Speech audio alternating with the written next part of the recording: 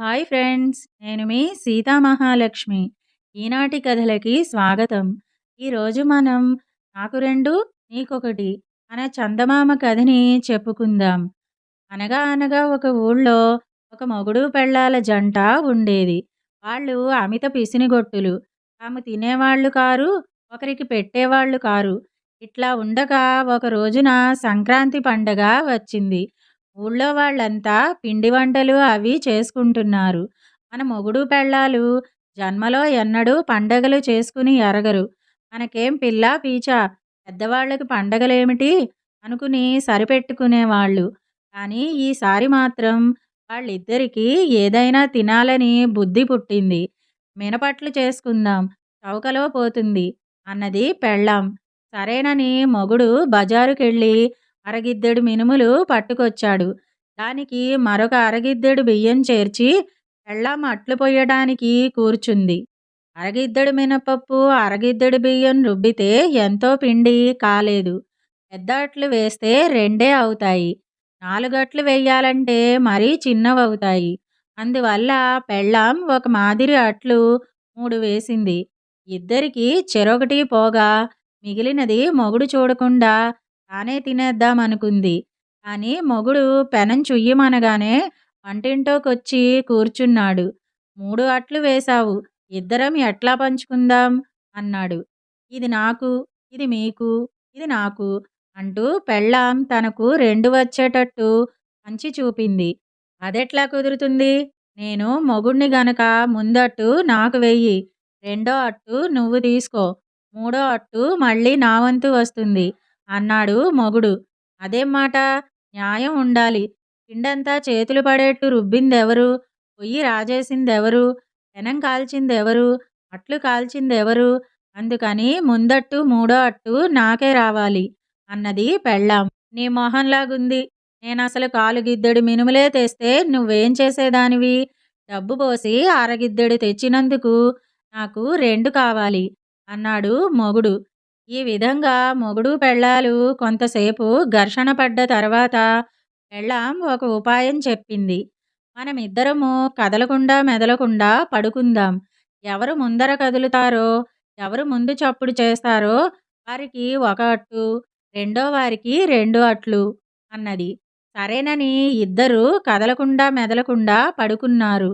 ఊపిరి కూడా విడిచిన చప్పుడు చేయకుండా పడుకున్నారు. కళ్ళు తెరుచుకునే ఉన్నాయి గాని కంటిపాపలు ఆడటం లేదు.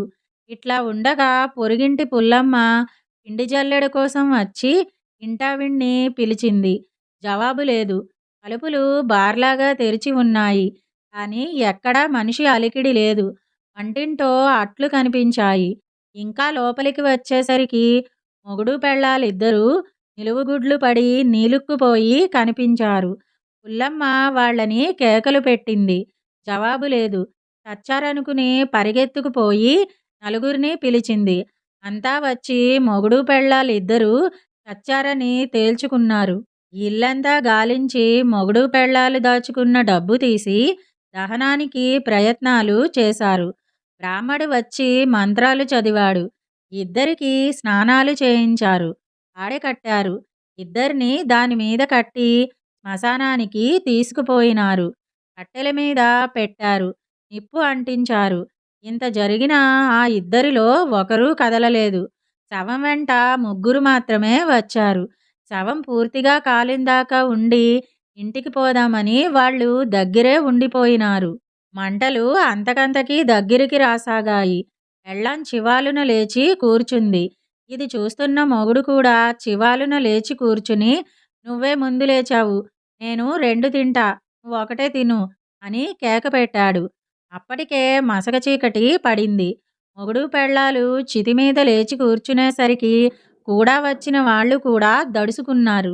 వాళ్ళిద్దరూ బ్రహ్మరాక్షసులైనారని, తమను తినటానికి వంతులు వేసుకుంటున్నారని అర్థం చేసుకుని పిక్కబలం కొద్దీ పారిపోయినారు.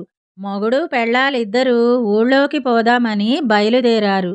వాళ్ళు ఊరి బయట చెరువు దగ్గరికి వచ్చేసరికి చాకలివాళ్ళు వీళ్ళిద్దరినీ చూసి దెయ్యాలై వస్తున్నారనుకుని బట్టలు వదిలిపెట్టి పారిపోయారు.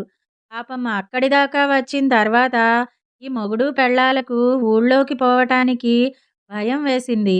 దెయ్యాలనుకుని చంపుతారేమోనని. ఇక ఊళ్ళో వాళ్ళు దెయ్యాలు వచ్చి ఊరి మీద పడతాయేమోనని హడలిపోతున్నారు. పైగా వాళ్లకు తెల్లవారితే కట్టుకోటానికి బట్టలు లేవు. అన్నీ చెరువు దగ్గరే దిగబడిపోయినాయి. అయితే ఆ ఊరి కరణం మంచి యుక్తిపరుడు.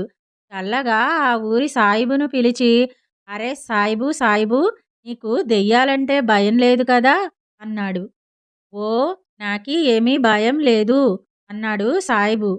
అయితే చెరువుకు పోయి నా బట్టలు తెచ్చిపెడతావా అని అడిగాడు కరణం. అది ఎంత పని, ఇప్పుడే చేస్తాం అంటూ సాయిబు గుర్రాన్ని వేసుకుని బయలుదేరాడు.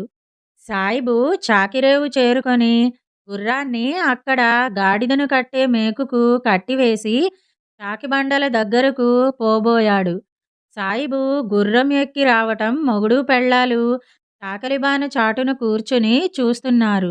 సాయిబు దగ్గరికి రాగానే గై అంటూ బానచాటు నుంచి ఒక్కసారి లేచారు. ఇంకేం, సాయిబుకు గుండె పగిలిపోయింది. అరే సైతాన్ సంపియేసింది అని ఒక్క దూకున గుర్రం మీద పోయి పడ్డాడు. గుర్రం కూడా బెదిరి మేకు పెళ్లగించుకుని ఒక్క దూకు దూకింది. ఆ దూకుకు తాడును కట్టి ఉన్న మేకు వచ్చి సాయిబు వీపు మీద కొట్టుకోసాగింది. సాయిబు దెయ్యాలే పొట్టుతున్నావనుకుని, అరే దెయ్యంగార్లు, నీకీ సలాం చేస్తాం, మాకీ వదలండి అంటూ తిరిగి చూడకుండా గుర్రాన్ని ఇంకా పరిగెత్తించాడు. పాపం సాయిబు వచ్చి ఊళ్ళో పడిందాకా ఆ మేకు దెబ్బలు తగులుతూనే ఉన్నవి. ఊళ్ళో వాళ్ళకి అంత భయంలోనూ సాయిబును చూసేసరికి తగని నవ్వొచ్చింది. చూసారా, నిజానికి దెయ్యం అనేది లేనే లేదు. అయినా ఊళ్ళో వాళ్ళంతా ఊరకనే భయపడ్డారు. ఇక మొగుడు పెళ్ళాలు అర్ధరాత్రికి ఇంటికి చేరుకున్నారు. కానీ అక్కడ ఇంటో ఏమీ లేదు. ఉన్నవి కాసిన్ని ఊళ్ళో వాళ్ళు తలా ఒకటి చేతపుచ్చుకుపోయారు. ఆ పీనాసి వాళ్ళకి తగిన శాస్తి జరిగింది. ఇదండి నాకు రెండు నీకొకటి అనే చందమామ కథ. ఈ కథ గనక మీకు నచ్చినట్టయితే లైక్, షేర్, కామెంట్ చేయండి. మరిన్ని మంచి కథల కోసం మా ఛానల్ను సబ్స్క్రైబ్ చేసుకోండి. మళ్ళీ మరొక మంచి కథతో కలుసుకుందాం. అంతవరకు వింటూనే ఉండండి ఈనాటి కథలు.